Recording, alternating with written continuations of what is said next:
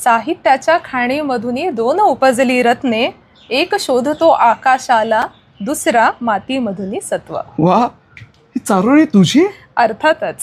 कशी सुचली तुला? ही सुचली आहे मला दोन साहित्यिक भावांच्या वरून, ज्यातल्या एकांची जयंती आहे 5 एप्रिलला आणि हे त्यांचं जन्मशताब्दी वर्ष देखील आहे. आठवणारच, कारण ते लेखक तुझे सर्वात आवडते लेखक आहेत. बरोबर, मला तरी आठवलं.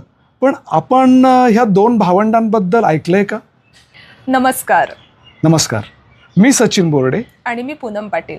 ऐकलंय का या पॉडकास्टमध्ये आपल्या सर्वांचं सहर्ष स्वागत करतो.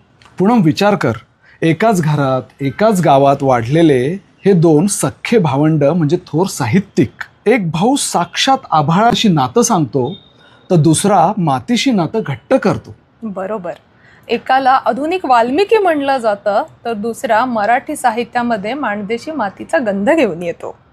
आम्ही बोलतोय सांगली जिल्ह्यातील माडगुळ येथे एकाच घरात जन्मलेल्या दोन महान भावंडांबद्दल. बरोबर.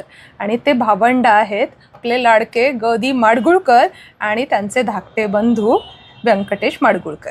पण तुम्हाला माहिती आहे का, त्यातील एकांना तात्या म्हणायचे आणि एका भावाला अण्णा म्हणायचे. नाही. सांगतो. गदिमा म्हणजे अण्णा. अच्छा. आणि व्यंकटेश माडगुळकर म्हणजे तात्या.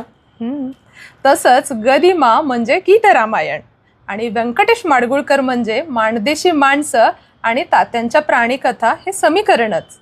आणि तात्यांच्या प्राणीकथावरून मला ना व्यंकटेश माडगुळकरांचा एक किस्सा आठवला रायफलीचा. थांब. पहिल्यांदा आपण त्यांच्या स्वभावांबद्दल जाणून घेऊ. तात्यांचा स्वभाव हा निसर्गात प्राणीमात्रात रमणारा आणि गदिमांचा स्वभाव हा माणसात रमणारा. दोघांचे स्वभाव भिन्न. तात्यांना रायफलींची प्राणीमात्रांची आवड.